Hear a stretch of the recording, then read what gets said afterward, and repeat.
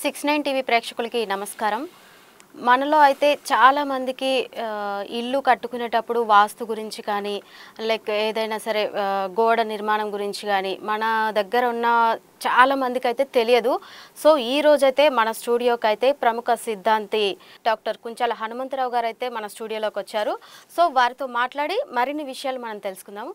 నమస్తే గురుగారు. నమస్తే. చెప్పండి, అసలు ఇప్పుడు మనం ఇల్లు నిర్మించుకునేటప్పుడు స్థలం ఎలాంటిదై ఉండాలి గురుగారు? ఫస్ట్ ఆఫ్ ఆల్ ఏంటంటే ఇల్లు నిర్మాణం చేసేటప్పుడు మనం ఎప్పుడు ఈ వాస్తుపరంగా జాగ్రత్తలు ఏం తీసుకోవాలి అనే విధానం మీద మనం తెలుసుకోవాలి. చాలామంది ఏం చేస్తారంటే స్థలం దొరికింది కదా అని చెప్పేసి ఇల్లు కట్టేద్దాం అని చెప్పేసి రకరకాలుగా చేస్తూ ఉంటారు. అది కాకుండా వాస్తుపరంగా ఏ రకమైన నిర్ణయాలు తీసుకోవాలి అనే విషయం మీద మనం ఇప్పుడు చర్చించుకుందాం. మనం ఇప్పుడు ఉదాహరణకి ఒక 400 స్క్వేర్ యార్డ్ సైట్ ఉందనుకోండి. 400 స్క్వేర్ యార్డ్ సైట్లో ఏం చేయాలంటే ముందు సైట్ పర్చేజ్ చేసిన తర్వాత ఇల్లు కట్టాలి అని చెప్పి నిర్ధారణకు వచ్చిన తర్వాత దాన్ని మనం ఏం చేయాలంటే స్థలాన్ని ముందు శుభ్రంగా క్లీన్ చేసుకోవాలి.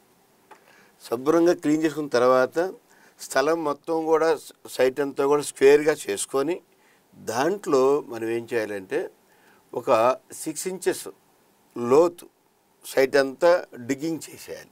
అంటే 6 అంగుళాల లోతు మొత్తం సైట్ అంతా తీసేసి మట్టిని బయట పారేయాలి.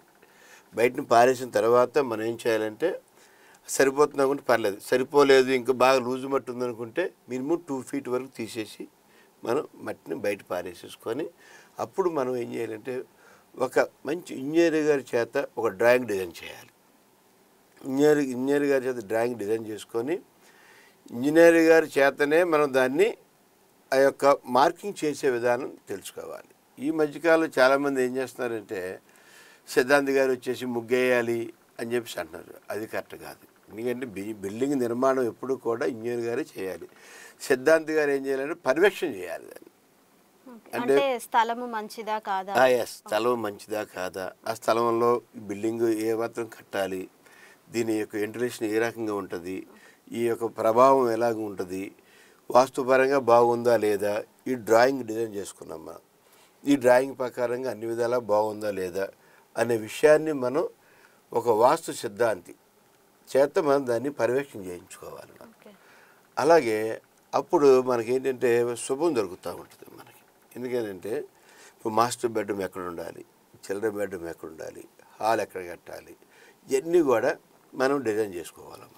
సిద్ధాంతి గారు, ఇంకొకటి నేను విన్నాను, చాలామంది ఏంటంటే రోడ్డు పోటు అట్లా అన్నారు కదా, సో అదెంతవరకు నిజం అంటారు? రోడ్డు పోటు అనేది యాక్చువల్లీ ఏంటంటే అది డిఫరెంట్ సబ్జెక్ట్ అన్నమాట. అది ఆ డిఫరెంట్ సబ్జెక్టులు ఏంటంటే ఇప్పుడు ఉదాహరణకి ఈస్ట్ రోడ్డు పోటు వచ్చింది అనుకోండి, మనకి ఈస్ట్ రోడ్డు పోటు వస్తే కొంచెం పర్లేదు, మంచిది అది. అలాగే నార్త్ రోడ్డు పోటు వచ్చింది, నార్త్ ఈశాన్ రోడ్డు పోటు, అది మంచిది అన్నమాట, పర్లేదు. ఆ రకంగా అంటే అది డిఫరెంట్ సబ్జెక్టు, దాన్ని మనం తర్వాత రాబోయే దాంట్లో చెప్పుకుందాం మనం. ఇప్పుడు ఈ యొక్క సబ్జెక్ట్ని మనం మాట్లాడుకుందాం మనం. అయితే విషయం ఏంటంటే మనం ఇప్పుడు ఒక బిల్డింగ్ నిర్మాణం చేసినప్పుడు మనం వాస్తు సిద్ధాంతిని ఎంతవరకు పరిగణలోకి తీసుకోవాలి.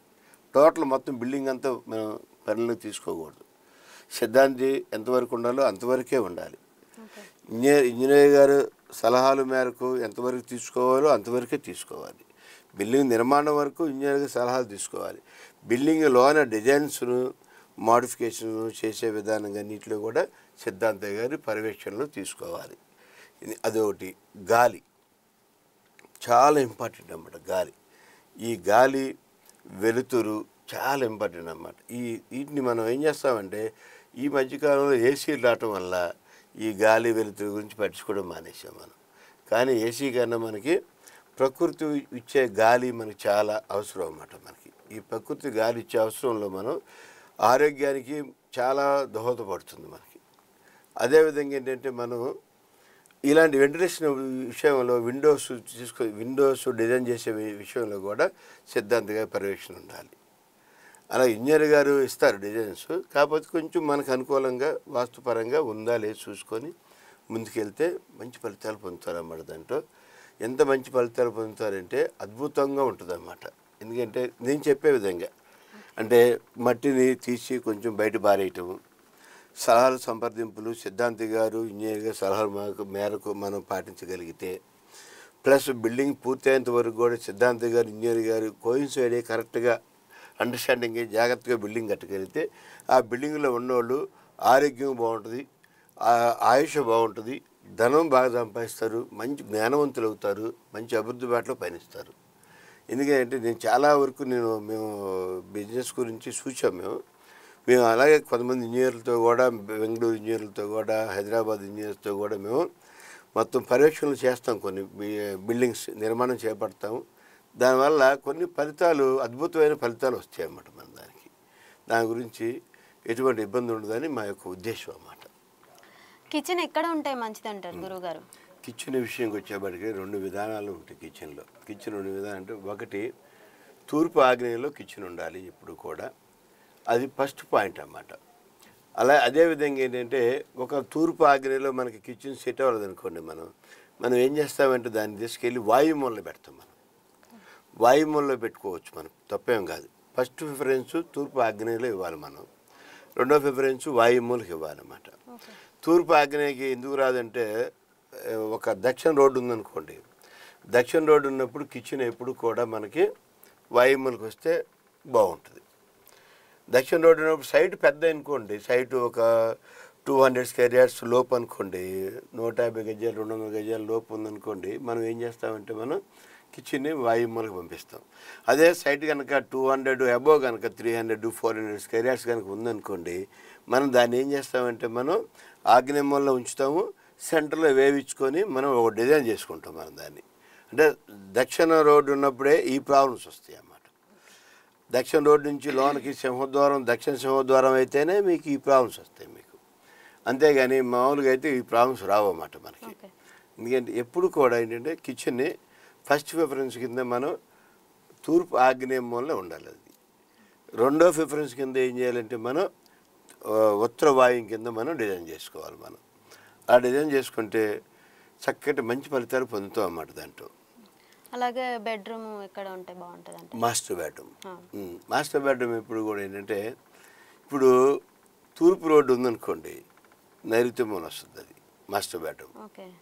ఏ రోడ్డు ఉన్నా సరే, తూర్పు రోడ్డు ఉన్నా, ఉత్తర రోడ్డు ఉన్నా, పడమర రోడ్డు ఉన్నా, దక్షిణ రోడ్డు ఉన్నా, ఏ రోడ్డు ఉన్నా సరే నైరుతి కార్నర్లో రావాలి మనకి. నైరుతి కార్నర్ రావాలంటే ఇలాగ రావాలి, సౌత్ వెస్ట్ కార్నర్లో బెడ్రూమ్ అనేది మాస్టర్ బెడ్రూమ్ రావాలి మనం. అదేవిధంగా మాస్టర్ బెడ్రూమ్లో కబోర్డ్స్ కూడా ఏం చేయాలంటే మనం చక్కగా మనం అలాగే సౌత్ కార్నర్లో కబోర్డ్ పెట్టుకున్నా పర్లేదు, అలాగే వెస్ట్లో పెట్టుకున్నా పర్లేదు కబోర్డు. ఇలాగే మాస్టర్ బెడ్రూమ్లో ఇంకొక ప్రాబ్లం ఉంది. చాలామంది ఈ మధ్యకాలంలో ఏసీ గురించి ఈ విండోస్ తగ్గించేసి, సైజ్ తగ్గించేసి ఎక్కువ మంది చేస్తున్నారు. అలా చేయకూడదు. మాస్టర్ బెడ్రూమ్లో ఎప్పుడు కూడా క్రాస్ వెంటిలేషన్ చాలా అవసరం మనకి.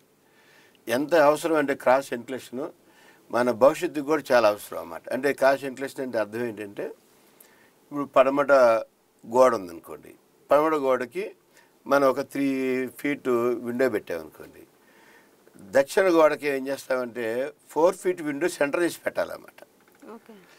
పడమట గోడకి కార్నర్లో పెడతాం మనం, దక్షిణ గోడకి సెంటర్ చేసి మనం పెడితే ఈ క్రాస్ వెంటిలేషన్లో మనకి గాలి ఫ్లో అయిపోయి మనకి ఫ్యాన్కి కూడా చక్కగా తగిలేసి మన బాడీకి, మన హ్యూమన్ బాడీకి అనుకూలంగా మనకి ఆ రూమ్ మనకి క్లైమేట్ పరంగా ఉంటుంది మనకి. అది చాలా ఆరోగ్యానికి మంచిది. అలాగే చలికాలం పూట మనం చాలామంది ఏసీ వేసుకోరు కదా, అలాంటప్పుడు ఏంటంటే గాలి తగలదు మనకి. చలికాలం పూట ఏం చేస్తామంటే ఈ క్రాస్ వెంటిలేషన్ చాలా ఇంపార్టెంట్ అన్నమాట. అలాగే వర్షాకాలం కూడా చాలా ఇంపార్టెంట్ క్రాస్ వెంటిలేషన్. ఎండాకాలం అంటే బాగా ఎక్కువ ఎండ వచ్చినప్పుడు మనం తప్పనిసరిగా ఏసీ వేసుకుంటాం. చిన్న మబ్బులు వేసినప్పుడు అలాంటప్పుడు మనం ఏసీ వేసుకోం కాదు. ఈ వాతావరణం బట్టి మనం హ్యాపీనెస్ పొందొచ్చు మనం. అంటే ఆ క్రాస్ వెంటిలేషన్ మాస్టర్ బెడ్రూమ్కి చాలా అవసరం. అదేవిధంగా ఏంటంటే మనం ఆ విధంగా కనుక చేసుకోగలిగితే ఏదైనా మనం మంచి ఫలితాలు పొందుతాము మనం. అలాగే చిల్డ్రన్ బెడ్రూమ్స్ కూడా ఎక్కడ ఉంటే బాగుంటుంది అంటారు? చిల్డ్రన్ బెడ్రూమ్ అంటే రెండు విధానాలు ఉన్నాయన్నమాట. ఒకటి ఒక చిల్డ్రన్ బెడ్రూమ్ ఎలాగ ఉంటుందంటే మనకి ఇక్కడ మనం వాయుమూలలో పెడతాం మనం. ఎక్కడ వాయుమూలలో పెడతాం మనం? ఇప్పుడు మనం పడమట వాయువుకి ఉత్తర వాయువుకి కార్నర్లో ఉంటుంది చిల్డ్రన్ బెడ్రూమ్. ఈ రెండింటికి మాస్టర్ బెడ్రూమ్కి చిల్డ్రన్ బెడ్రూమ్కి మధ్యలో వచ్చేదే మనకి టాయిలెట్స్ మధ్యలో వస్తాయి అన్నమాట. అదే చిల్డ్రన్ బెడ్రూమ్లో కూడా ఎక్కువగా ఏంటంటే క్రాస్ వెంటిలేషన్ చాలా అవసరం మనకి. పిల్లలు బాగా చదువుకోవాలన్నా, అభివృద్ధి చెందాలన్నా, మంచి భవిష్యత్తుకి ఇంకా ముందుకు వెళ్ళాలన్నా సరే ఆ క్రాస్ వెంటిలేషన్ గాలి వల్ల చాలా ఆరోగ్యకరంగా ఆనందకరంగా ఉంటారు. అది వాయుమూలం వస్తుంది మనకి.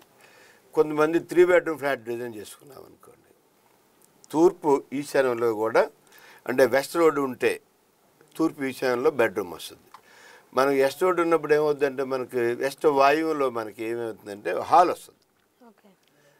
ఆ బెడ్రూమ్ సైజ్ని మనం ఏం చేస్తాం, తీసుకెళ్ళిపోయి మనం డైరెక్ట్గా వెస్ట్ ఈ ఈశాన్యంలో పెడతాం మనం. అంటే తూర్పు ఈశాన్యంలో, ఉత్తర ఈశాన్యంలో కార్నర్లో చిల్డ్రన్ బెడ్రూమ్ వచ్చే అవకాశం ఉంటుంది. అంటే మన సైట్ను బట్టి డిజైన్ చేసుకోగలిగితే మనకి మంచి వాస్తుపరంగా తెగుతుంది అన్నమాట. అదొకటి. ఒక సైడ్ పొడుగు ఎక్కువైపోయి కొంచెం ఎడపు తక్కువ ఉందనుకోండి, అలాంటప్పుడు చిల్డ్రన్ బెడ్రూమ్ ఏమవుద్దంటే ఆగ్నేయములకు దగ్గరలోకి వస్తుంది చిల్డ్రన్ బెడ్రూమ్ వెస్ట్ రోడ్డు ఉంటే. అంటే ఒక రోడ్డును బట్టి ఒక ఇంటి డిజైన్ బట్టి డిజైన్ చేయబడుతుంది. ఎప్పుడు కూడా మన రోడ్ను ఈస్ట్ రోడ్డు ఉందనుకోండి ఒక రకంగా డిజైన్ జరుగుతుంది, నార్త్ రోడ్డు ఉందనుకోండి ఒక రకంగా డిజైన్ జరుగుతుంది, దక్షిణ రోడ్డు ఉంటే ఒక రకంగా డిజైన్ చేస్తామన్నమాట. బిల్డింగ్ డిజైన్ చేసిన దాన్ని బట్టి బెడ్రూమ్ ఎక్కడ ఉండాలి, ఎలా ఉండాలి, ఏ విధంగా ఉంటే బాగుంటుంది అనే విషయం మీద మనం చర్చించుకుందాం మన దాన్ని. గురుగారు, ఇప్పుడు ఇంటి స్థలం ఒక 100 గజాల స్థలంలోని మనం కార్ పార్కింగ్ కొంచెం ప్లేస్ వదిలేసుకుంటాం. నెక్స్ట్ అదర్వైజ్ ఇంటి వెనకాల సైడ్ అటు సైడ్ కూడా కొంచెం సందు ఉంటే మంచిదంటారా? ఇంటి చుట్టూ సందు ఉంటే మంచిదే, కానీ మనకి రూమ్ డిజైన్ చేసిన తర్వాత దక్షిణ వైపు సందు లేకుండా చూసుకోవాలి మనం. దక్షిణ వైపు సందు లేకుండా, తర్వాత మళ్ళీ ఇంకొకటి మనకి పడమట వైపు కూడా పెద్ద సందు లేకుండా, మిగతా అన్నీ కూడా 2 వైపులు సందు పెట్టుకోవచ్చు.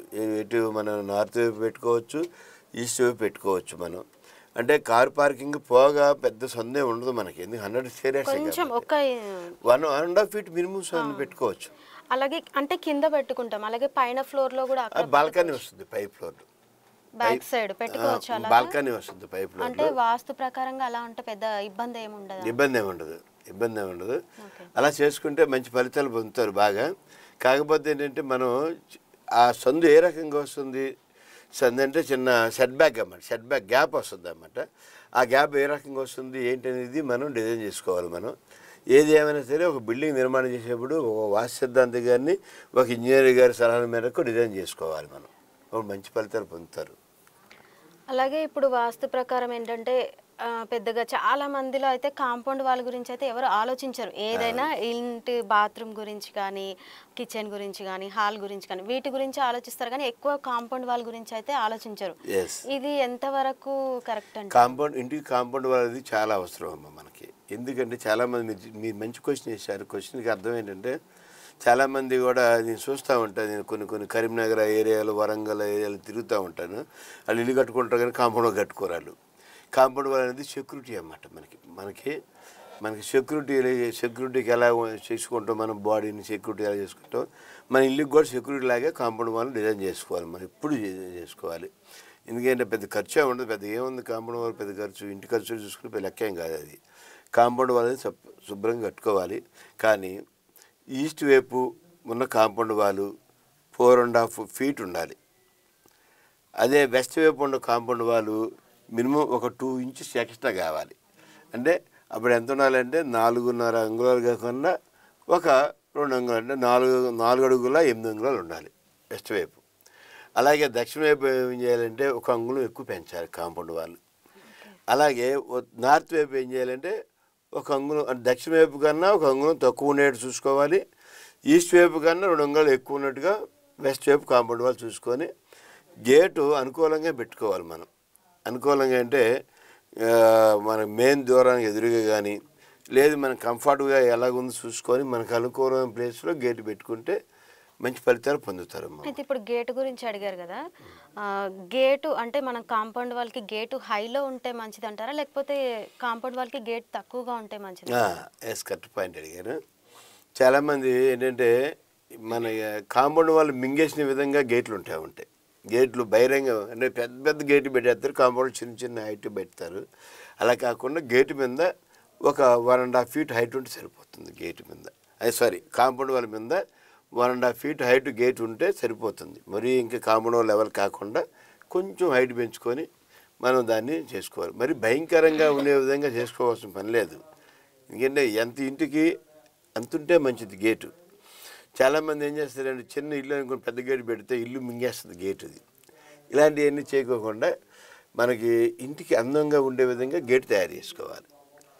మొన్న ఈ మధ్య హైదరాబాద్లో ఒక పల్లెటూరు దగ్గరికి వెళ్ళి చూశాను అన్నమాట. అంటే వెల్డర్ అన్నమాట ఆయన. వెల్డింగ్ చేస్తున్న వ్యక్తి కాబట్టి ఆ సొంత చేతిలో పని కాబట్టి ఓ పెద్ద గేట్ చేసేసాడు. వేసి పెట్టి అదే ఆ గేట్ పెట్టుకుంటే ఏ రకంగా ఉందంటే అది ఇల్లుని మింగేసింది అన్నమాట. అది అంటే ఇల్లు కనబడట్లే, గేటే కనబడుతుంది అందరికి. సో ఆ రకం కాకుండా మళ్ళీ సైట్ అంతా 75 గజాల సైట్. అది గేట్ పెద్ద అయిపోయింది, సైట్ చిన్నది అయిపోయింది. అలా ఇల్లు కూడా కనబడట్లేదు అన్నమాట. అలా కాకుండా కొంచెం సింపుల్గా అంటే మనిషి ఎంత ఉన్నాలో అంతే బొట్టు పెట్టుకోవాలి. మరి బొట్టు అంతా పెట్టుకున్న మనిషి కనపడ్డాం ఆ రకంగా అన్నమాట. గేట్ అనేది చాలా అందమైన గేటు, చాలా అదృష్టమైన గేటు. గేటు కూడా చాలా అదృష్టంగా ఉంటుంది. మనం చూడండి, ముఖం ఎంత ఉందనుకోండి, బొట్టు చిన్నది పెట్టుకుంటాం మనం సహజంగా. అలాగన్నమాట గేటు కూడా అలాంటిది అన్నమాట ఇంటికి కూడా. అంటే బీరువా హాల్లో ఉంటే మంచిదా, లేకపోతే బెడ్రూమ్లో ఉంటే మంచిదా, ఎటువైపు ఉంటే మంచిది? అంటే దక్షిణ వైపా, తూర్పు, ఎలా ఉంటే మంచిది? అలా ఈ మధ్యకాలంలో మీకు వచ్చిన డౌటే, బెంగళూరులో ఒక అతను డౌట్ వచ్చింది ఒకరికి, ఒక ఫ్యామిలీకి.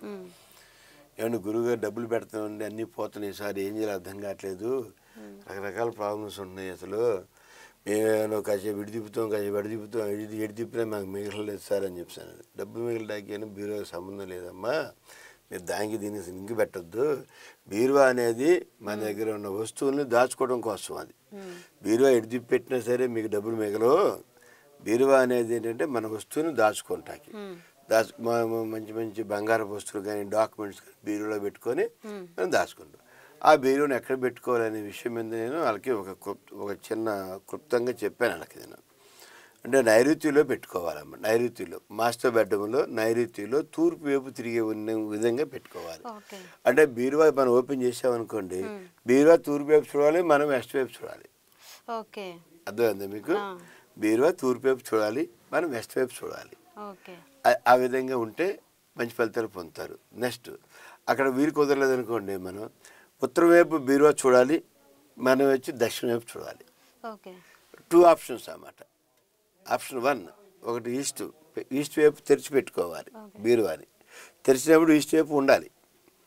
ఆప్షన్ 2 ఉత్తరం వైపు, అంటే దక్షిణంలో పెట్టుకుంటే ఉత్తరం వైపు ముఖం ఉంటుంది దానికి, మనం దక్షిణ వైపు చూస్తూ ఉంటాం. ఆ రకంగా చూడాలి. అది ఏంటంటే మాస్టర్ బెడ్రూమ్లో బీరువా అన్నమాట. చిల్డ్రన్ బెడ్రూమ్ బీరువా కూడా సేమ్ అదే విధంగా మనం డిజైన్ చేసుకోవచ్చు, తప్పులేదు. ఒకవేళ బీరువాలో ఎక్కువైపోయిన అనుకోండి, హాల్లోగా పెట్టుకోవచ్చు, తప్పేం కాదు అది. కానీ మెయిన్ బీరువా అనేది మాస్టర్ బెడ్రూమ్లో ఉంటుంది, అది వాస్తుపరంగా పెట్టుకోవాలి. మిగతా బీరువాలన్నీ కూడా కన్వెంట్ ప్రకారం పెట్టుకోవాలి. ఈ విషయం మీద మాకు మళ్ళీ రీసెంట్గా విజయవాడలో ఒక పెద్ద ఆయన మమ్మల్ని అడిగాడు అన్నమాట. మా ఇంట్లో బీరువాలు ఎక్కువైపోయాయండి, పాత ఇంటి నుంచి కొత్త ఇంటికి వచ్చామండి, ఏం చేయాలన్నారు. బీరువాలు ఎంత కబోర్డ్లు వచ్చినాయి కదండి, బీరువాలతో పని ఉంది మనకి.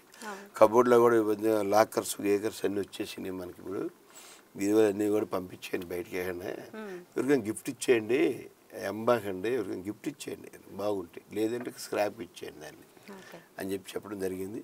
అదేవిధంగా వాళ్ళు కూడా పాటించారు, మంచి ఫలితాలు పొందారు చాలామంది. అదేవిధంగా ఏంటంటే బీరువాలో కొన్ని ఐటమ్స్ అన్నమాట, అంటే కొన్ని బట్టలు, చాలామంది మీ ఆడవాళ్ళు ఏం చేస్తారంటే బట్టలు ఎక్కువ దాచేస్తూ ఉంటారు. లోన 10 సంవత్సరం బట్టలు కొంటాం, లోన దాచేసుకోవటం, మళ్ళీ ఎవరికైనా దానం చేయమంటే చేయరు మళ్ళీ. అది అలా కాకుండా ఏంటంటే బట్టలు ఎప్పుడు అమ్ముకోకూడదండి. చాలామంది చూశాను పెద్ద పెద్ద ఇళ్ళల్లో కూడా కాస్ట్లీ చీర కొనేస్తారు, ఒకసారి కట్టేస్తే అమ్మేసుకుంటూ ఉంటారు. లేకపోతే ఎవరికైనా దానం చేయాలి.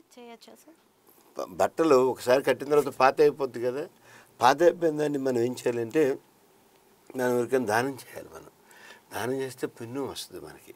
ఒక బట్ట పోతే ఇంకో బట్ట వస్తుంది మనకి, పెద్ద ఏం ప్రాబ్లం కాదు. అవి దానం చేయటం ఆపేసేసి ఇంత లాటుగా కుప్ప వేసేసి ఆ కుప్పని స్టీల్ సామాన్ అడుగు, లేదా ఉల్లిపాయలు అడుగు ఇచ్చేస్తూ ఉంటారు. మీరు కొన్న షేర్లు ఎన్ని 5,000 పెట్టి కొంటారు, 5 రూపాయలు పెట్టి ఉల్లిపాయలు కొడుకు ఇచ్చేస్తారు మీరు. అది దానం చేస్తే మీ మాటలు ఎంతవరకు ఉంటాయి. అయితే పాత బట్టల విషయంకి వచ్చే బట్టలే చాలామంది తెలియగా తప్పులు చేస్తూ ఉంటారు. మీరు ఎప్పుడైనా సరే మీ ఇంట్లో పాత వస్తువులు కాకుండా పాత బట్టలు, అంటే మగవాళ్ళ బట్టలు అవ్వచ్చు, ఆడవాళ్ళ బట్టలు అవ్వచ్చు, పిల్లల బట్టలు అవ్వచ్చు, పెద్దవాళ్ళ బట్టలు అవ్వచ్చు. బట్టలను దానం చేయటం వల్ల, దానం అంటే ఎవరికి చేయాలి? బాగా లేని వాళ్ళకి దానం చేయాలి. ఉన్న వాళ్ళకి కాదు దానం చేయాల్సింది, లేని వాళ్ళకి బట్టలు. పని మనుషులు వస్తారనుకోండి, వాళ్ళకి మంచి చీరలు మిగిలిపోయినాయి మనం కట్టుకో అనుకున్నప్పుడు వాళ్ళకి ఇచ్చేయాలి. అలాగే లేదు మగవాళ్ళు బట్టలు, పెద్దవాళ్ళు బట్టలు కానీ ఉన్నాయనుకోండి, వాళ్ళ ఇంట్లో ఎవరికైనా పని మనిషి పిల్లలకు కానీ వాళ్ళకి కానీ వీళ్ళకి కానీ మగవాళ్ళు బట్టలు ఇవ్వటం కానీ, లేదు అనుకుంటే అనాథాశ్రయంకి వెళ్ళి మనం బట్టలను దానం చేయగలగాలి. ప్రతి ఒక్కటి మనకే రావాలనుకోవడం తప్పు, మనతో పాటు ఎదురోడు కూడా రావాలనుకోవటం మేలు. అది గుర్తుంచుకోవాలి. చాలామంది ప్రతి ఒక్కరు ఏం చేస్తారంటే నేనే గొప్పని అయిపోవాలి, నేనే అన్నీ అయిపోవాలి అనుకుంటారు. అది స్వార్థం అంటారు. నిస్వార్థంగా ఉండాలన్నమాట. నిస్వార్థంగా ఎలాగ ఉండాలి? బట్టలతో పాటు 500 1000 మనం ఎంత చూస్తే అంత అనాథాశ్రయంకి ఇచ్చామనుకోండి, బెటర్ అన్నమాట. అదేవిధంగా మీకు ఏదైనా పుట్టినరోజు వచ్చిందనుకోండి, మంచి పుట్టినరోజు, మాది అంటే మా అమ్మగారి పుట్టినరోజు, లేదా నా పుట్టినరోజు, లేదా మా అబ్బాయి పుట్టినరోజు, ఎవరో పుట్టినరోజు వచ్చిందనుకోండి, మన ఇంట్లో గొప్ప సెలబ్రేషన్ కన్నా మన పేదవాడి ఇంటికి వెళ్ళి సెలబ్రేషన్ చేసుకోండి. లేదంటే ఒక అనాథాశ్రయంకి వెళ్ళి, లేదా హాస్టల్కి వెళ్ళి, ఏదైనా మంచి పేదవాళ్ళు ఏరియాకి వెళ్ళిపోయి ఆ ఏరియాలో సెలబ్రేషన్ చేసుకోండి. మిమ్మల్ని బాగా దీవిస్తాడు దేవుడు. మేము అది తెలియక చాలామంది ఏంటంటే స్టార్ హోటల్లో ఆటలు ఇట్లో ఫుల్గా కుమ్మేసి తినేస్తూ ఉంటారు, అందరూ ఖర్చు పెడతా ఉంటారు. కానీ అది కాదు గొప్పతనం మనకి. మనం ఎప్పుడూ కూడా పేదవాడానికి చూస్తూ ఉండాలన్నమాట. మనం గొప్పవాళ్ళం కదా, మన పేదవాడానికి చూస్తూ ఉండాలి. మనం పేదవాడు మనకి చూస్తూ ఉంటాడు, మనం వాడికి చూస్తుంటాం. అది సృష్టి రహస్యం అన్నమాట. ఆ సృష్టి రహస్యాన్ని మర్చిపోయి మనం ఏం చేస్తామంటే గొప్పవాళ్ళంతా పిలిపించేసి భోజనాలు పెట్టేసి వాళ్ళకి కావాల్సిన గిఫ్ట్లు ఇచ్చేస్తాం. ఆ గిఫ్ట్లు వాళ్ళకన్నా మనం పేదవాడు మనం ఇంకా చూస్తారు కాబట్టి మనం వాళ్ళకి చూస్తాం కాబట్టి మనం ఇప్పుడు కూడా ఆ రకమైన దానం చేస్తే మంచి ఫలితాలు పొందుతామని నా యొక్క ఉద్దేశం అన్నమాట. కొనేటప్పుడు మంచం ఎక్కడ సైడ్ పెట్టారంటారు? అంటే నైరుతి సైడా, దక్షిణ సైడా, ఎటు సైడ్ పెడితే బాగుంటుంది అంటారు? మనం యాక్చువల్గా పడుకునేటప్పుడు మంచం ఎప్పుడు కూడా ఏంటంటే మాస్టర్ బెడ్రూమ్ తీసుకుందాం. ప్రజెంట్ మాస్టర్ బెడ్రూమ్లో ఏంటంటే మనం తల దక్షిణంలో పెట్టాలి, తల దక్షిణంలో పెట్టాలి, లేదనుకుంటే పడమట్లో పెట్టాలి. అంతే. మాస్టర్ బెడ్రూమ్లో ఎప్పుడు కూడా తల తూర్పు కానీ ఉత్తరం కానీ పెట్టకూడదు. ఇది చాలా విషయం తెలుసుకోవాలి. అది మనం దక్షిణంలో పెట్టుకుంటే మంచిది, తల పెట్టి పడుకోవాలి. అలాగే పడమట్లో పెట్టి పడుకోవాలి. అది ఒక మాస్టర్ బెడ్రూమ్కి ఒక్కదానికి అలా డిజైన్ చేయబడింది వాస్తులో. చిల్డ్రన్ బెడ్రూమ్ అనుకోండి, తలకి పెట్టుకోవాలనుకున్నాం మనం బిలో 20 years లోపు ఉన్న పిల్లలైతే మనం తూర్పేపు తలబెట్టి పండుకోవాలి. అబౌవ్ 20 years పిల్లలు అనుకోండి, వాళ్ళు దక్షిణ వైపు కానీ పడమట వైపు కానీ తలబెట్టి పండుకోవాలి. అదేవిధంగా పెద్దవాళ్ళు ఉన్నారనుకోండి, పెద్దవాళ్ళు ఎప్పుడు కూడా 70 సంవత్సరాలు దాటిపోయిన ఉన్న ఇంట్లో ఉంటే వాళ్ళు తల తూర్పేపు పెట్టి పండుకుంటారు వాళ్ళు. అది మంచి శుభసూచికం అన్నమాట. అది అంటే చిన్నపిల్లలతో సమానం వాళ్ళు. మన ఇంట్లో చిన్నపిల్లలు ఉన్నారనుకోండి, మా ఇంట్లో ఆ పిల్లలతో సమానం అన్నమాట పెద్దవాళ్ళు ఎప్పుడు కూడా. వాళ్ళు మనం ఇప్పుడు ఏం చేస్తామంటే తలని మనం తూర్పేపు పెట్టి పడుకునే విధంగా చూస్తాం. మనం దానికి కూడా చాలా శాస్త్రం ఉంది, స్టడీ చాలా చేసాం మేము దాని గురించి. తల ఇటు పెట్టి పడుకోవాలనేది సపరేట్ సబ్జెక్ట్ అన్నమాట. అది చెప్పుకుంటూ ఒక గంటన్నర పట్టుద్ది అన్నమాట. అది గురుగారు, ఇంకొకటి ఏంటంటే ఇప్పుడు ఊర్లో ఉండి కొత్తగా పెళ్ళయి నార్మల్గా సిటీకి వస్తారు కదా, ఆ సిటీకి వచ్చినప్పుడు వాళ్ళకి ఏంటంటే వాస్తు దోషం గురించి అంతగా తెలీదు. రెంట్ పర్పస్లో తీసుకుంటారు కదా, వాస్తు దోషం అంతగా తెలీదు. సో వాళ్ళు వచ్చిన తర్వాత ఏమైనా ఇబ్బందులు వస్తే మనం వాస్తు దోషము అని ఎలా గుర్తించాలంటారు? అంటే యాక్చువల్గా ఏంటంటే వాస్తు దోషం అనేది ఎలా ఏర్పడుతుందంటే మనకి ఏ ఇంటికి వెళ్ళినా మన సొంత ఇల్లు అయినా సరే అద్దె ఇల్లు అయినా సరే వాస్తు చూసుకొని దిగాలి మన దాంట్లో. చాలామంది మన సొంత ఇల్లు కాదు కదా, అద్దె ఇల్లే కదా, మనకి ఏం నలుగురు ఉండిపోతాం కదా అనుకుంటా. ఇది లాడ్జీ కాదు, హోటల్ కాదు. హోటల్ అంటే ఏం చేస్తాడు, నైట్ పడుకుంటే తెల్లబుద్ధి లేచి వెళ్ళిపోతాడు, లేదా ఓ 2 days 3 days ఉంటాడు హోటల్లో. లాడ్జీల్లో పడక మంచాలు కూడా అలాగే ఉంటాయి. అలా చూడకూడదు మనం ఎప్పుడు కూడా. మనం ఎప్పుడు ఎలా చూడాలంటే మనం ఒక ఇల్లు తీసుకుంటే మనం ఆ ఇల్లు వాస్తుపరంగా ఉందా లేదా అనేది అద్దె ఇల్లైనా సరే సొంత ఇల్లైనా సరే మనం ఆ నిర్ణయాలు తీసుకోవాలి మనం ఎప్పుడు కూడా. అది తెలియకుండా మనం ఏం చేస్తామంటే తీపోయి చేసుకుంటూ పోతూ ఉంటాం. అది కాకుండా ఉదాహరణకి ఇప్పుడు ఒక ఇల్లు తీసుకొని మనం వెళ్ళామనుకోండి, లోనకి ఇల్లు అది తీసుకున్నాం, లోనకి వెళ్ళాం. వాస్తు బాగలేకపోతే వాస్తు సిద్ధాంతి గారి దగ్గరికి వచ్చేసి వాస్తు బాగా ఎక్కడ బాగలేదు చూసుకొని, వాస్తు బాగుందో లేదో చూసుకొని మన నిర్ణయాలు తీసుకోవాలి. మనం చాలామంది ఒకటే నిర్ణయంకి వస్తారు. ఏమని వస్తారంటే మన ఢిల్లీ కదా, రెండు వెళ్ళిపోదామని అన్నట్టుగా మాట్లాడతారు. అది కరెక్ట్ కాదన్నమాట. ఈ మీద మనం ఈ ఉదాహరణకి ఇప్పుడు ఎలాగుంటుందంటే, ఒక మురికి కాలువ పక్కన మనం కూర్చున్నాం అనుకోండి, ఒక కాలువ డ్రైనేజీ పోర్తుంది, ఆ పక్కన కూర్చున్నా నుంచున్నా సరే ఆ డ్రైనేజీ యొక్క స్మెల్ మనకు వస్తుంది మనకి, అంతే కదా. మంచి ఏరియాలో నుంచున్నాం అనుకోండి, మంచి గాలి వాతావరణం మనకు వస్తుంది. అలాగే వాస్తు కూడా అంతేనమాట. వాస్తు ఎలాగ అంచనా వేస్తామంటే, మనం మురుక్కాల పక్కన కూర్చుని వాస్తు బాగలేని ఇంట్లో మనం ఉంటే మురుక్కాల పక్కన నుంచున్నట్టుగా ఉంటుంది అన్నమాట. వాస్తు బాగున్న ఇంట్లో ఉంటే ఆరోగ్యకరంగా ఆనందకరంగా ఉంటాం మనం. అవి గమనించుకొని పోతే 1000-2000 తీసుకొని ఒక మంచి సిద్ధాంతి గారి చేత చూపించుకున్నాం అనుకో ఇల్లు మనం బాగుంటుంది అన్నమాట. ఇంకొకటి గురువుగారు, చాలా మందికి కూడా ఈ డౌట్ అయితే ఉంది. ఏంటి అంటే, ఇప్పుడు ఒక ఇల్లు నిర్మించుకున్న తర్వాత అందులో అన్నయ్య చెల్లి ఇద్దరు కలిసి ఒక దగ్గర ఉంటే అన్నయ్యకి జరగదు అని చెప్పి అన్నారు. చాలా మంది నన్ను అడిగారు. సో దీనికి మీరు ఏమంటారు? అంటే అన్నయ్య చెల్లెలు ఒక దగ్గర ఉంటే తప్పని కొంతమంది చెప్తా ఉంటారు. అంటే పెళ్ళిళ్ళు అయిపోయిన తర్వాత, పెళ్ళి అయిపోయిన తర్వాత ఇప్పుడు ఆస్తులు మన ఆస్తు పంపకాలు అయిపోయిన తర్వాత వాటా ప్రకారంగా చెల్లెలు కింద మధ్య వస్తుంది, అన్నయ్య పైన వస్తుంది, తమ్ముడు కింద వస్తాడు. అది ఆస్తుల పంపకాలు. ఇప్పుడు అక్కగారు ఉన్నారంటే ఉంటారు, తప్పేం కాదు. అది ఉండకూడదని రూల్ ఎక్కడ లేదు, ఏ శాస్త్రం లేదు, ఎవరు చెప్పలేదు. ఎందుకంటే ఈ అక్క చెల్లెళ్ళు మన అన్న చెల్లెళ్ళు ఎందుకు దగ్గర దగ్గర ఉండకూడదు అంటే, ఏదో చిన్న చిన్న తగులు వచ్చినప్పుడు, ఏదన్నా ఇబ్బందికరంగా ఉన్నప్పుడు అలానే ఫీలింగ్స్ వస్తున్నాయి ఉద్దేశంతో ఉదయం అంటారు సహజంగా. కానీ వాస్తవానికి ఏంటంటే అదేం పెద్ద తేడా లేదండి, ఎవరిష్టం ఆడదు. అది అక్కగారి స్థలం అక్కగారు ఉండొచ్చు, చెల్లిగారి స్థలం చెల్లి ఉండొచ్చు, అన్నయ్య స్థలం వాళ్ళు ఉండొచ్చు, ఎవరి స్థలాల్లో వాళ్ళు ఉండొచ్చు. కానీ పంపకాలు వేరే సరే పద్ధతులు ఒకటే అవుతాయి. అందరూ ఒక శరీరం నుంచి వచ్చారు కదా, ఒక బాడీ నుంచి వచ్చినాడు కాబట్టి అందరూ ఒకే రకంగా ఉంటారు. ఏ తగులు ఉండవు, పోలు ఉండవు. వచ్చేవాడు బావగారు బయటవాడు, మనకి చెల్లి మందే కదా, ఆ రకంగా ఉంటుంది. దాని గురించి పెద్ద పట్టించుకోవాల్సిన పని లేదు. ఈ చాలామంది మూఢనమ్మకంగా పెడతా ఉంటారు, అంతే అంతే దాన్ని. ఎందుకంటే చెల్లి వద్దనుకున్నప్పుడు చెల్లి వెళ్ళిపోతే ఆస్తి అన్నగారు కలిసిపోద్ది ఆటోమేటిక్గా. పవర్ తక్కువ ఎక్కువ కలిపేసుకుంటారు. అలా కలుపుకోకుండా ఉండడం కోసం ప్లానింగ్ అన్నమాట. ఇప్పుడు ఒక ఆస్తి అంటే అన్నదమ్ములు అంటే ఎలా పంచుకోవాలంటారు? దానికి కూడా ఏమైనా వాస్తు దోషం ఉందంటారా? ఇప్పుడు మనం ఎలా పంచుకోవాలంటే విధానం ఏంటంటే, మనం ఒక ఇద్దరు అన్నలో ఒక చెల్లి ఉంది. ఈ ఆస్తిని ఎలా పంచుకోవాలంటే, ఒక 600 స్క్వేర్ యార్డ్ సైట్ ఉంది, 600 గజాల సైట్లో మనం పంచుకోవాలి దాన్ని. అప్పుడు మనం ఏం చేస్తాం, దక్షిణ వైపు అన్నకి ఇవ్వాలి. ఇల్లు కాదు, సైట్ స్థలం పంపకాలు ఎలా చేయాలో చెప్తున్నాను. దక్షిణ వైపు పెద్దన్న గారికి ఇవ్వాలి, దక్షిణ కింద మళ్ళీ రెండో అన్నకి ఇవ్వాలి, ఉత్తరం వైపు చెల్లికి ఇవ్వాలి. ఇదొక విధానం అన్నమాట.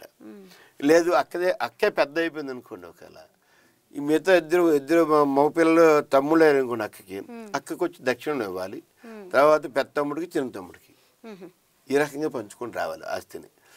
అదేవిధంగా ఏంటంటే చాలామంది ఇప్పుడు అన్న చెల్లెలు తమ్ముడు అంటే మధ్యలో అమ్మాయి ఉందన్నమాట. దాన్ని ఏం చేయాలంటే, పెద్దవాడు వచ్చేసాను పైన ఉండాలి, మధ్యలో వచ్చేసాను అమ్మాయి ఉండాలి, కిందకు వచ్చేప్పుడు తమ్ముడు ఉండాలి. ఈ రకంగా పంచుకోవటం అంటే ఇక్కడ లింగ భేదాలే కానీ ఇక్కడ ఆస్తి పంపకాలు ఇద్దరు ఒకటే, భేదాలు ఉండకూడదు. అక్కడ పద్ధతులు ఒకటే. తండ్రి ఆస్తి అందరూ సమానంగా పంచుతాడు. తండ్రి ఎప్పుడు కూడా ఆస్తిని మగ పిల్లలకి సమానంగా పంచుతాడు, ఆడపిల్లలకి సమానంగా పంచుతాడు. ఇక్కడ భేదాలు చూడకూడదు, ఇక్కడ సిస్టమ్ చూడాలన్నమాట. ముందెవరు పుట్టారు, తర్వాత ఎవరు పుట్టారు, సిస్టమ్ చూసుకుంటూ రావాలి. అప్పుడే మనకి మంచి ఫలితాలు పొందుతాం మనం. అంతేగాని సిస్టమ్ లేకుండా అడ్డదిడ్డంగా అక్కడ ఇచ్చేసాం కదా, ఇక్కడ ఇచ్చాం కదా అనకూడదు. అలాగే సిస్టమ్ ఉండమంట. సిస్టమ్ ప్రకారంగా వాస్తుపరంగా వస్తే బాగుంటుందని నా ఉద్దేశం. గురుగారు, సింహద్వారాలు ఎక్కడ ఉంచితే మంచిదంటారు? సింహద్వారం అనేపట్ల చాలా మందికి తెలియని విషయాలు అన్నమాట ఇవన్నీ. ఎందుకంటే ఈ మధ్య సింహద్వారం అనేప్పటికెళ్ళి ఇప్పుడు ఒక విడ్త్ సైట్ ఒక ఒక సైట్లో మనం స్లాబ్ వేసామనుకోండి, ఆ స్లాబ్లో విడుతూ ఒక 30 అడుగులు వెడల్పు ఉందనుకోండి, సెంటర్ చేసుకుంటే 10 అడుగులు వస్తుంది మనకి. ఆ సెంటర్ 10 అడుగుల లోపు పెట్టుకుంటే సింహద్వారం ఈశాన్యంలో వస్తుందని చెప్పి అనుకుంటాం చాలామంది. కానీ తూర్పు ఈశాన్యంలో మనం సింహద్వారం పెట్టుకుంటే మంచి ఫలితాలు పొందుతాము మనం. అదేవిధంగా మనం పడమట రోడ్డు కనుక చూసుకున్నట్టయితే పడమట ఆగ్నేయములో పడమట వాయుమూలలో మనం సింహద్వారాన్ని నిర్మాణం చేసుకోవాలి. అలాగే ఉత్తరంలో అయితే మనకి ఉత్తర ఈశాన్య మూలలో సింహద్వారం నిర్మాణం చేయాలి. అదేవిధంగా ఏంటంటే మనకి దక్షిణంలో కనుక మనం సింహద్వారం కనుక నిర్మాణం చేయదలుచుకుంటే దక్షిణ ఆగ్నేయ మూలలో సింహద్వారాన్ని నిర్మాణం చేయాలి. అంటే నాలుగు దిక్కులు 4 మూలల్లో సింహద్వారాన్ని ఇప్పుడు మనం నిర్మాణం చేపట్టకూడని ప్లేసులు అన్నమాట. సింహద్వారాన్ని నిర్మాణం చేపట్టకూడని ప్లేసులు అయితే ఫస్ట్ ఆఫ్ ఆల్ దక్షిణంలో నైరుతి మూలలో సింహద్వారం పెట్టకూడదు. Number 1 point. నెంబర్ 2 పాయింట్, పడమట నైరుతిలో సింహద్వారాన్ని పెట్టకూడదు. అది చాలా ప్రమాదకరం. ఈ 2 సింహద్వారాలు చాలా ప్రమాదకరంగా ఉంటాయి అన్నమాట. అలాంటి సింహద్వారాలు పెట్టిన చోట చాలా ఇల్లులు నేను కొన్ని ఇప్పుడు కాదులే పాత ఇల్లులు చూశాను, చాలా డ్యామేజ్ అయిపోయారు. అలాగే చాలా ఇబ్బందులు గురైపోయి సంతానోత్పత్తి కూడా దెబ్బతినే అవకాశాలు ఎక్కువగా ఉన్నాయి. ఆర్థికంగా బాగా బలోపేతం కాకుండా లో లెవెల్కి వెళ్ళిపోయే విధానాలు ఎక్కువ ఉన్నాయి. కనుక ఈ 2 సింహద్వారాలను ఎవరు ఎప్పుడు ఎక్కడ పెట్టుకోకూడదని నా యొక్క విన్నపము. వాస్తుపరంగా మంచిది కాదు. ఆ 2 సింహద్వారాల వల్ల మనకు వచ్చి కలిగేది ఏంటంటే మన వాస్తుపరమైన డ్రాయింగ్ కూడా సరిగ్గా డిజైన్ అవ్వదు, కనుక అవి పెట్టకూడదు. అలాగే మూడోది, ఇప్పుడు చెప్పాను. మూడోది ఏంటంటే ఉత్తర వాయువులో కూడా సింహద్వారాన్ని నిర్మాణం చేపట్టకూడదు. 4వది, మనం తూర్పు ఆగ్నేయంలో కూడా సింహద్వారాన్ని మనం చేపట్టకూడదు. ఈ మధ్యకాలంలో కొన్ని ఇల్లులు చూశాను నేను. కొన్ని ఇల్లు అంటే అపార్ట్మెంట్లు. అంటే మెడ్రాస్లో ఒక అపార్ట్మెంట్ ఉంది. అపార్ట్మెంటు వాళ్ళు డిజైన్ పక్కన వాళ్ళు కట్టుకున్నారు. మనం ఏమో అంటానికి వీల్లేదు మనం. అయితే ఆ అపార్ట్మెంట్స్లో ఏమైందంటే సింహద్వారాన్ని ఆగ్నేయ మూలకు వచ్చింది. ఏ ఆగ్నేయ మూలకు వచ్చింది? తూర్పు ఆగ్నేయ మూలకి సింహద్వారం రావటం జరిగింది అన్నమాట. సో దాని నిమిత్తం కూడా మేము కామెంట్ చేసినా సరే వాళ్ళు పట్టించుకోలేదు. ఎందుకంటే అది అపార్ట్మెంట్ కాబట్టి డిజైనింగ్ అలాగే ఉంటుంది అని చెప్పి అన్నారు. అలాగే కొన్ని మినహాయించి మనం ఇండివిజువల్ బిల్డింగ్ నిర్మాణం చేసినప్పుడు కానీ అపార్ట్మెంట్స్ కానీ గ్రూప్ హౌసెస్ కానీ ఉన్నప్పుడు సింహద్వారం నేను చెప్పిన విధంగానే ఉండాలి, వేరే విధంగా ఉండకూడదు. అర్థమైందండి. తూర్పు ఈశాన్యంలో కానీ ఉత్తర ఈశాన్యంలో కానీ మనం దక్షిణ ఆగ్నేయంలో కానీ పడమట వాయువులో కానీ సింహద్వారం ఉండాలి. అంతేగాని వేరే దగ్గర పెట్టకూడదు. పెడితే వచ్చే అనర్థాల గురించి మీకు ఇందా చెప్పాను కదా, ఆ రకంగా అనర్థాలు గురవుతారని వాస్తుపరంగా చెప్తున్నాను నేను. ఇంకొకటి గురుగారు, ఇప్పుడు ఇంతకుముందు పాతకాలంలో ఉన్నప్పుడు ఇళ్లలో అయితే ఇంటి ముందు తులసికోట పెట్టేవాళ్ళు. ఇప్పుడైతే ఇంటి ముందు అసలు తులసికోటనే కనిపించట్లేదు. అంటే సైడ్కి పెట్టడం వల్ల ఏమన్నా వాస్తు ప్రకారం అదేమన్నా కనిపిస్తుంది అంటారా? అంటే ఈ మధ్య ఇంతకుముందు అంటే పల్లెటూరులో వాతావరణం ఉండేది కనుక తులసికోట అంతా కూడా ఎక్కువగా ఒక 1/2 ఎకరమో 1/4 ఎకరమో లేకపోతే ఎంత 300-400 గజాల స్థలంలో వాళ్ళకి ఇల్లు కట్టేవాడు. తూర్పు భాగంలో ఖాళీ ఉండేది. తూర్పు ఈశాన్యంలో తులసికోట పెట్టుకునేవాళ్ళు. తూర్పు ఈశాన్యంలో కానీ తూర్పు ఆగ్నేయ దగ్గరలో కానీ తులసికోట పెట్టుకుని పూజ చేసుకునేవాళ్ళు ఆ పూర్వీకులు. రాబోయే కాలంలో పల్లెటూరులందరూ వచ్చి బస్తీకి వచ్చారు. బస్తీ అపార్ట్మెంట్స్ ఏమని అంటే 3 అంతస్తుల బిల్డింగ్ అయిపోయి 30 అంతస్తుల బిల్డింగ్ అయిపోయింది. 30 అయిపోయింది, 40 అయిపోయింది, 50 అయిపోతుంది. ఇలాంటి అంతస్తుల బిల్డింగ్లో కూడా తులసికోట పెట్టుకునే అదృష్టం మనకి రాదు. ఎందుకంటే బాల్కనీ స్పేసే లేదు. అసలు బాల్కనీ స్పేస్ లేదు. ఆ ఉన్న బాల్కనీ కొద్ది బాల్కనీ దానికి బట్టలు వేసుకుంటే సరిపోద్ది. ఇక తులసికోట ఎక్కడ పెడతారు వాళ్ళు? ఇక దైవభక్తి కూడా మర్చిపోయే రోజులు వచ్చేసాయి దగ్గరికి. ఎందుకంటే దయచేసి ఆ తులసికోటని మరి ఇప్పుడు మధ్య ప్లాస్టిక్ కూడా పెట్టేసుకొని పూజ చేస్తున్నారు జనాలు. అంటే రియల్ ఆకులు ఉండటం వేరు, ప్లాస్టిక్ ఆకులు ఏముంటుందండి ప్లాస్టిక్ దాంట్లో? రోబోట్ లాగా ఉంటాయి అన్నమాట. మనుషుల్లాగా ఉంటాయి, రోబోట్ లాగా ఉంటాయి. ప్లాస్టిక్ ఆకులతో పూజలు చేయటం, ప్లాస్టిక్ ఆకులు కట్టుకోవటం జరుగుతుంది. అవి కట్టకూడదు. అలాగా కట్టుకుంటే మామిడాకులు కట్టుకోవాలి, ఇంటికి సింహద్వారానికి పెట్టుకుంటే తులసి కూడా పెట్టుకోవాలి. అది ఎందుకని తులసి ఆకుల్ని మనం ప్లాస్టిక్ ఆకులుగా మార్చకూడదు. అది అంత అంత దేని స్థితికి రాకూడదు. వస్తే మనిషి యొక్క మనుగడకు కూడా దెబ్బతినే అవకాశాలు ఎక్కువ ఉంటాయి. అలాంటి చేయకూడదని ఉద్దేశం నాది. చివరిగా మా 69 టీవీ ప్రేక్షకులకి మీరు ఇచ్చే సందేశం లాస్ట్గా. ప్రతి ఒక్కళ్ళు కూడా వాస్తుపరంగా నడుచుకోవాలి, వాస్తుని గౌరవించాలి. వాస్తు సిద్ధాంతాన్ని కూడా అందరూ చదువుకోవాలి. ఆ యొక్క బుక్స్ని కూడా తీసుకొని చదువుకోవాలి. అలాగే మనం ఏ పని చేసినా మంచి ఆలోచనతో చేయాలి, చెడు ఆలోచనతో కాకుండా మంచి ఉద్దేశంతో మనిషి నడవాలి. అన్ని విధాలుగా బాగుంటుంది అని నా ఉద్దేశం. నమస్కారం. థ్యాంక్ యూ గురుగారు.